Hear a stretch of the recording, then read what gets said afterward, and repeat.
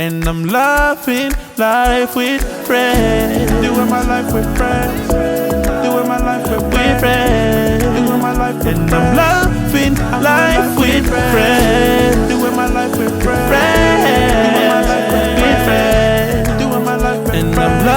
And I'm loving life with friends. Hi everyone, welcome to part 2 of our conversation of breaking through the friend zone or breaking out of the friend zone. So I think the first part has been so insightful in terms of just talking about reading the room, picking up the signs, doing the work for yourself, asking yourself the right questions before you've even come to putting it out there, because it's one of those things that once it's out there, you can't really pull it back. So make sure that you sort of done the work. And I think the more I was reflecting on it, it started to dawn on me that it just means that both sides and both parties must be really honest with each other, because across board as well, you want to sort of not, you don't want to make assumptions, but also you want to be very honest with each other. So also as either the guy or the girl, don't lead each other on in a way that somebody's now picking up hints that, you're not being genuine type of thing. So I think there's also, we've talked about selfishness, but I think like even honesty is like very, very important in terms of navigating that. So one of our friends in the room asked a question, which I thought is brilliant and we can talk about. So, we're talking about friendship as an advantage in terms of how you layer up on your knowledge of each other and build into a relationship. What of when that becomes a bit of a maybe disadvantage, in the sense that maybe when we are friends and like I said, I don't care, I'm in my bonnet and my t-shirt, I'm just like, I don't really like flowers, I don't care about flowers, I'm not a material girl, I'm just, I'm just one of the guy type of thing. But now we're kind of transitioning into, now you're interested in me, You're toasting me, you have to buy me flowers. What do you mean?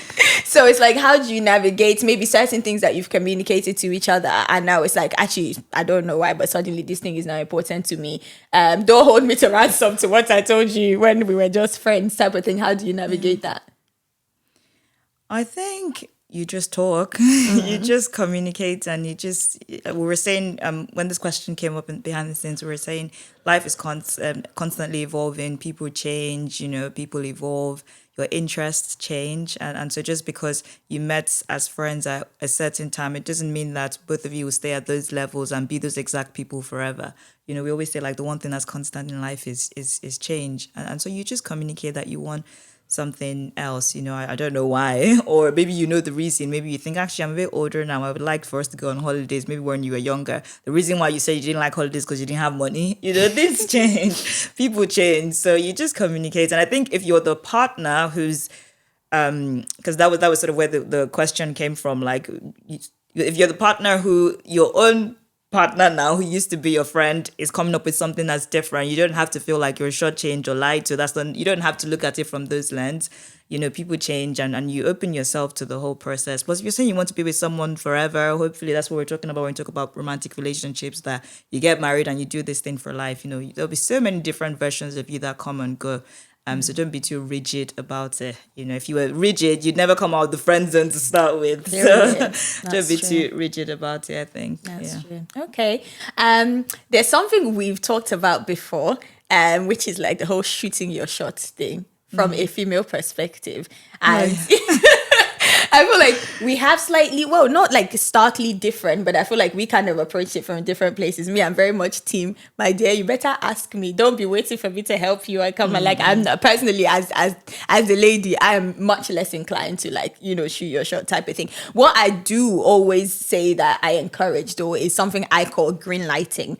I think that in terms of asking the question or initiating the proposal of a relationship, and I'm not stating this as gospel, my personal sort of principle on that is that I really do believe that the guy should lead with intention in that aspect, because personally, I feel like he will be like leading. At the end of the day, you know, you're submitting to this person's leadership ultimately. So please show me in this initial step that you are capable of leading with intention, type of thing. That's my thing. However, I believe in green lighting. I believe as the female as well. Let's help a brother out. Like, you know, let's let him know a little, like, you know, a little kiki there, you know, when it's giving a joke, smile. Extra smile, kiki. Extra kiki. Exactly. You're Maybe a laughing little too bit hard. of it. You're laughing way Also, too hard. don't laugh too much. Don't be a weirdo. Just a little bit of it extra.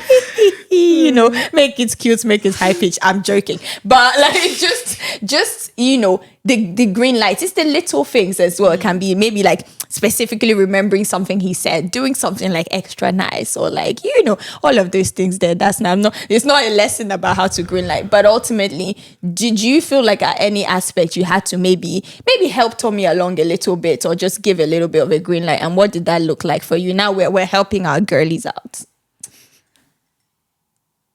See, the thing is, when things like start changing and feelings start changing, eventually someone's going to need to have the conversation, right? And as you say, like it in our society, like with that responsibility is put on guys, but also it can be hard for guys as well. You know, like what if you get Ella? We already explained what Ella means.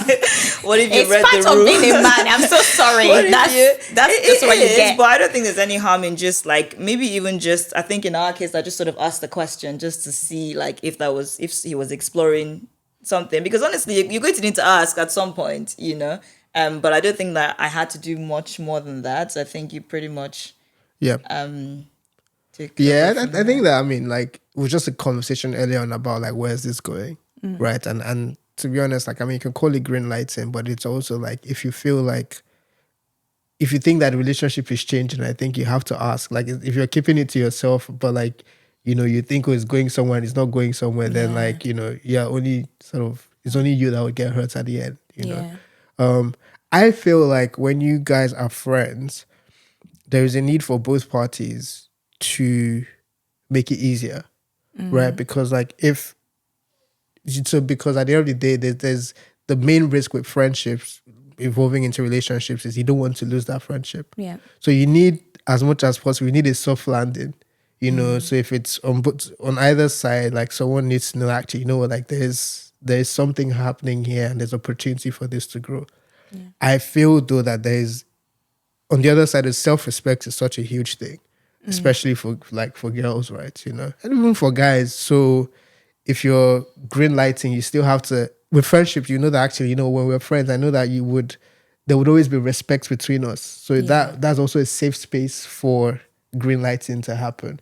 But I would never advise any of my sisters to go to a random person and give them green light. Like, you know, you have to respect yourself. What if he's like a really good looking guy? That's even worse. That's even worse, Do it. you know? Don't do it. Yeah. I think it's something that should happen as well, because I don't think that friends, especially in the context of friendship, I don't think that friends should stay in that phase of, oh, is something happening for too long? Yeah. I don't think it's 100%. healthy for the friendship. And that's how people end up, you know, thinking, oh, there's something, and you go on for like 2-3 years, and one day he comes and he tells you he's engaged to someone. Hey, you know, so Lord of I Jesus. genuinely think have those conversations earlier. And the earlier you have them, the quicker you can get it out of the way. Like if it doesn't work, if you realize, oh, no, actually, maybe I must have read this wrong, you can move on much quicker. You know, your level of investment is very small. But if you stayed in that phase for such a long time, then that's when people get hurt and disappointed. So I do think, like, hopefully, as Tomi said, like, both of you respect each other enough to, you know, not be mean or rude when someone, you know, shares how they feel. So you're my friend. I think there's something, I come to you, I ask you about it, and you're like, oh, yeah, actually, maybe not. And we can move on. I think it's easier to move on that way. You know, the investment isn't too much. The hurt, disappointment, it should be. And hopefully he'll do it with a lot of grace as well, you know, and then we'll be able to move on from it. But if there's something, then win-win, like we get to progress from it as well. So. I actually agree. I think the anonymous zone is a very dangerous zone. Yeah, it's very Worst. unnecessary as well. Yeah, no, it's true. So I guess maybe there's a bit of balance to be found there. I think as the guy as well, like, you know, take your place, do what you need to do. I feel like it's unfair for you to also put the girl in a position where she's now like, so fundamentally, if we're both being unselfish and we are both thinking about the other person and thinking, okay, I don't want to put this person in an awkward situation, then I think we'll end up kind of where we need to end up. Because if the guy is thinking, okay, I really need to like, you know, lead with intention here and being clear. I've read the room. I see that things are shifting. I really need to like, you know, clear the air, whether or not I'm interested or not. And then as the girl as well, I guess like you said, if you realize that maybe this guy is not, you know, being quite forthcoming for whatever reason, for the protection of your own heart, yeah, you're right. It might be worth just having that conversation to say, okay, this is what's going on here. And I think, yeah, that's where you can even also take control for yourself, because if the guy is doing all of these things, so in fact, if he's green lighting you as well, but then he's not coming with intention, at some point you'd be like, please, I don't want your flower. What do you want from me? Type of thing. Yeah. And I guess that's a good way to approach it, where it's like maybe if you don't feel as comfortable as the female doing the what are we, it's kind of, no, what is this? Like, you know, what are these gestures? Like, I see that you're doing a bit more for me than maybe that you're doing for all your other female friends. What is that about? So I think that open communication. I think that was sort of how our conversation came about, wasn't it? I felt like we're doing things like a little bit different, and I just sort of asked, and Yeah, and it's important, because I'm not even going to lie. I've had people come and ask me, I kid you not, somebody said as simple as they went to a friend's birthday. So this was a female. She went to a guy who was her friend. He went to his birthday. And I kid you not, she came back to ask me. She was like, you know, we were all at his birthday, and obviously everybody wanted to dance with him, but he danced with me for like 2 minutes longer than I realized that he danced with the other girl. I kid you, this is real. Like, and I was like, and so she was like, yeah, I think he likes me. I said, see, this is why it's important to have those conversations, you know, because let's say, for example, she goes to the guy and she says to him like, oh, I think, do you, like, I feel like you're doing something a bit more different with me to you. And he says like, oh no, like it's a good opportunity for him to then sit back and think, okay, what was I doing that was leading her on, if he genuinely didn't mean to, and then he can change things, you know. But imagine if she sits with that feeling forever, and every day she's counting an extra 30 seconds or something that he's doing for her, and then the feelings build up for such a long time. Like, the heartbreak is just so much worse, I feel. You know, heartbreak in friendship, that's actually funny, but it's happens, real. You know? It's so real. Yeah. And I think it's like, there's something about studying as well. Even the Bible says, like, study to show yourself approved. There's something about studying moments. I think what we tend to do is that we're not patient enough to take the time to study. We take one cue, we take one thing, and you just run with it, and you're like, that's it. He likes me. Oh, he opened the door. Do you know why? Why? Because love is blind. Jehovah. But marriage will open your eyes quick.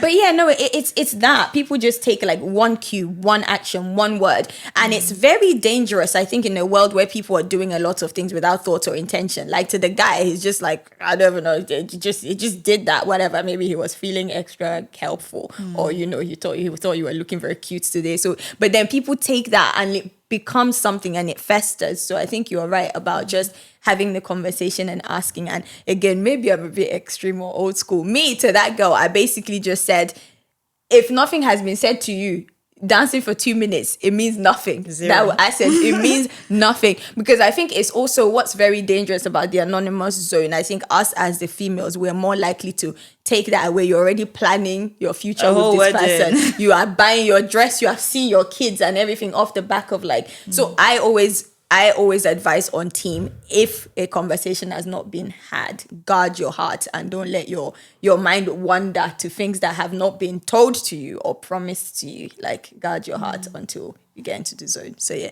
that's kind of, I guess, a few things on that point. So now we've read the room, we've, you know, picked up the signs, we've whatever, and we think, I think we're both in that place. I'm just gonna like go for it and have the conversation. We've had the conversation. And one person has been like, yo, no. Like, just, no, I don't. Okay, actually, now split the question. First part of that conversation is, maybe you are the person that's saying no. So we'll talk about from the perspective of the person saying no and the person receiving the no, right? So if you're the person saying the no, how do we do it graciously? Because ultimately, we want to maintain this friendship. Even though maybe I don't see you as like somebody I want to marry and stuff, I do still want your friendship. How do we navigate giving the no in a way? For starters, you don't laugh for 10 minutes when they tell you. God will forgive you. This is why you cannot share your secrets. Let me tell you now. Don't tell people your secrets in this life. Someone laughed for 10 minutes. I guess like I can't believe you actually outed me like that. Shy. The show is over. I'm sorry. Okay. We do it graciously, isn't it? We do it graciously. You feel like, oh, I'm sorry, I thank you for sharing how you felt, I guess, all of the usual formal stuff. And you just say like, I don't know what I did, to maybe lead you on. Or maybe you don't say that, maybe you go back and think about that, but you just say like, I don't think that I'm feeling this way. I haven't thought about it. You can even ask for time to think about, because you might need time to think about it. You might be the sort of person who you're just like, oh, friend zone is friend zone, and that's the end of it. And so maybe you haven't even allowed yourself to like process those thoughts. So it doesn't mean that you can't recover from those sorts of conversations or whatever it is, that we're just, as much as possible, try to be gracious. Yeah.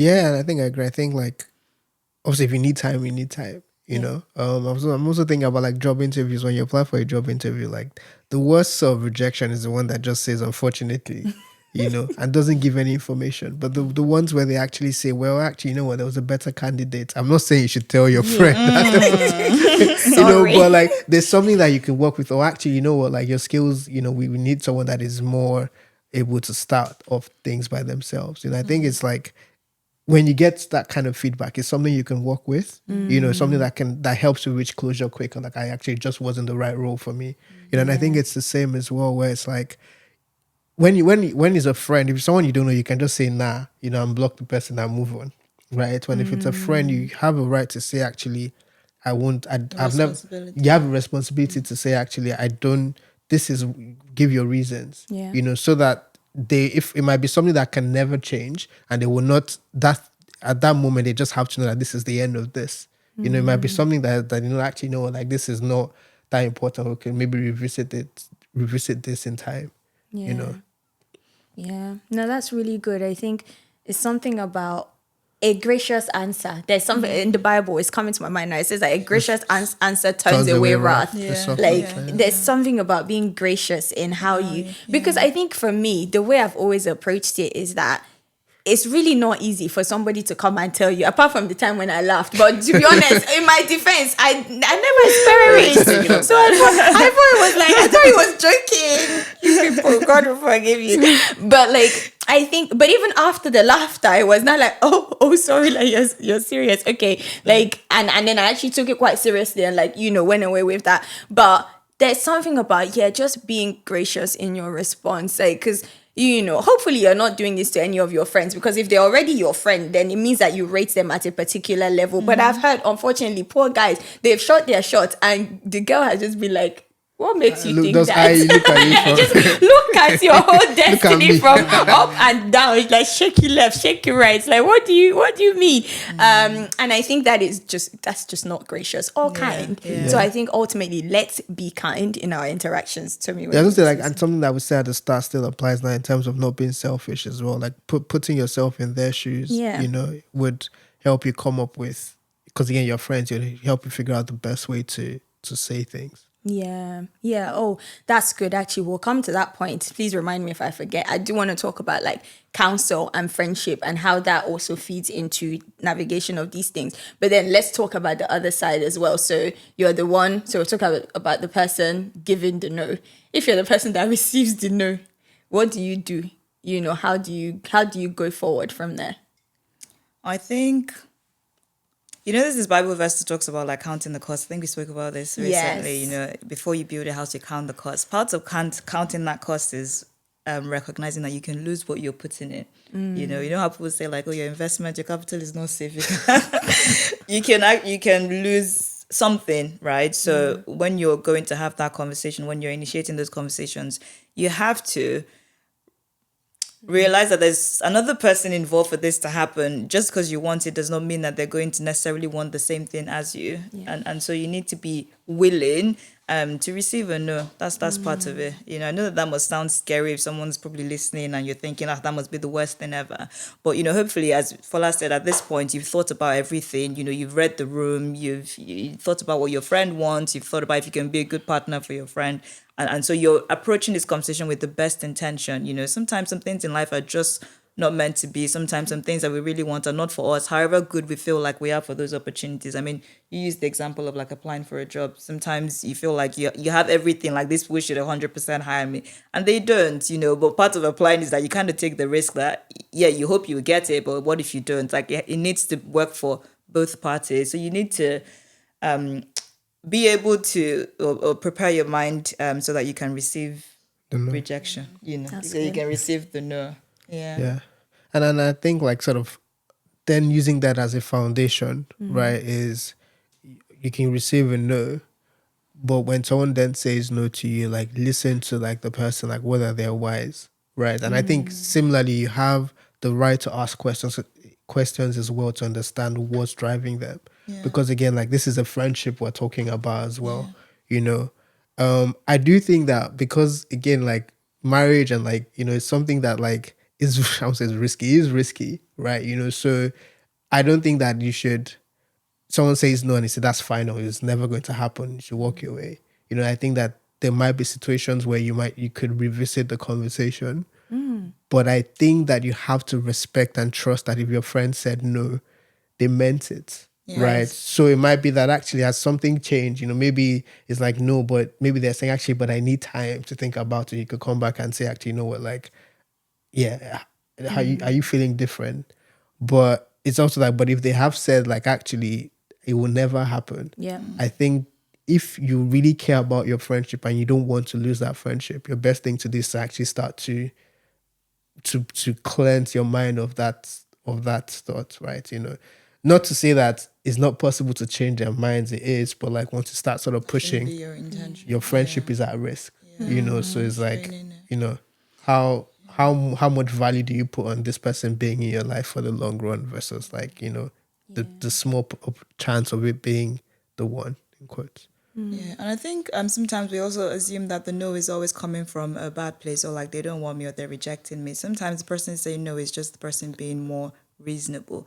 Like, so maybe because you're the one who's caught feelings first, and we've been saying love is blind. Like you just decide I want this person, and that's all you can see. That's all you're thinking about, right?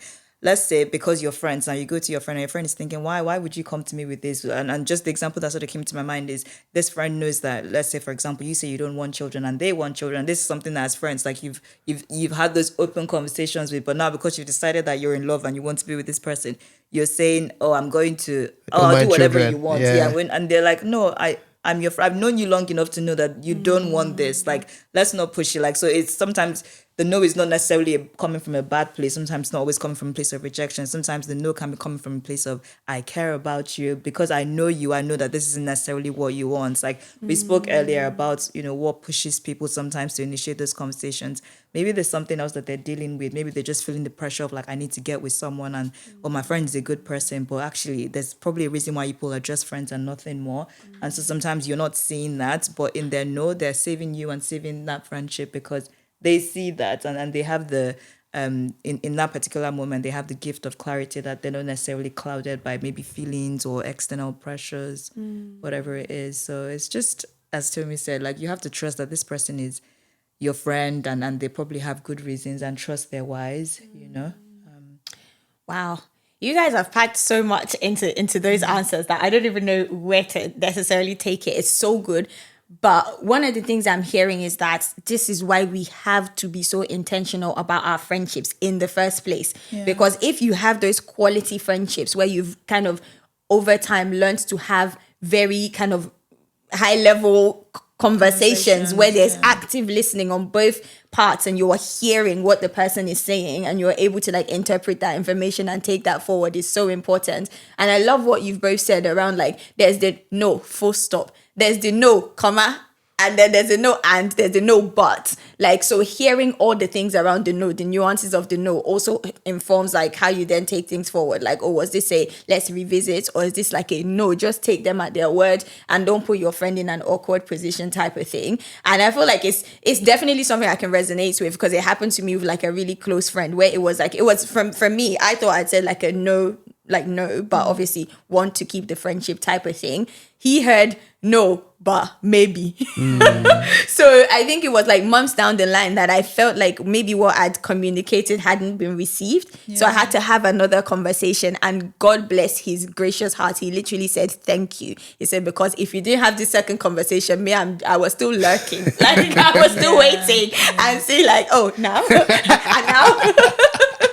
So I think, it's so important just to protect our hearts, because I think the biggest fear ultimately is I don't want to lose this friend, and we don't have to lose the friendship, I guess is what we're kind of coming away with. It should be best scenario, you come away with the most beautiful thing that ever happened to both of you. Worst case, you still have a friendship. Exactly. Let's make that the worst case scenario rather than but I guess very quickly as we start to like round up, one thing I wanted to touch on again, because we're big on community here, is what role did community play for each of you in that transition? So whether it's like counsel, mentors, peers, whatever. I think it was it was a huge thing for us, right? I think for me, like I remember from like when I started catching feelings and just shouting and singing your name to my cousins around the house. And like obviously like family started like pouring fuel on the fire to when the fire was really burning. And I remember one of your friends saying, actually, you know what, like you guys have to put boundaries. Like I was like, me, a whole grown man. Do you want to tell that story? Because I think that's a good story. Tell us. I mean, like, okay, so we'd gone done a proposal and stuff, and like we already had put boundaries in our when we're dating. Like we're not staying together, we're not staying together in the same house, right? So I was like, yeah, we booked the hotel and stuff, did the proposal. I'm like, you know what, like we can book separate rooms in the hotel. It's separate now, So this is on the proposal. So you were planning this. So I wasn't part of this conversation because obviously he was surprising me. So he was having the conversation with one of my friends and saying, "Oh, after I propose, then we'll spend the night at the hotel, get dinner." And he was separate rooms. And when this babe put her foot down, she's like, "No." I looked at her like, me? Is it your money? Don't go like me. But like, you know what? Like, I mean, in the end, like, I listened to her, and there's certain things that you look back and you're grateful for, because it's like, again, like emotions, love, like, maybe obviously I've proposed, the ring was blinking, maybe like before, like, you think it's cloudy, and it was important to then sort of have friends that they know what we want, they know what our values are, and they're then able to say, actually, I don't think you guys are seeing clearly here, And that sort of helps, because if you are sort of on shaky ground, someone can actually like pull you up and like strengthen you. Yeah. And it's not just not just about boundaries or values around like physical purity or sexual purities. It's everything really. It's just and you always talk about this, and that's the whole essence of Love and Life, that the friendships you build are so important, and we should be intentional about it, because these people are people you're doing life with, and so when there's a new person in my life, naturally they know about it, naturally they're there as sort of like another sounding board for me, because you will get lost in the sauce no matter. Like, I said earlier in the last episode about how I was journaling when I first met him. At some point, like the journaling, I was doing that as like a check, and at some point I just stopped doing it. If I one of the last entries, I was like, God, I'm really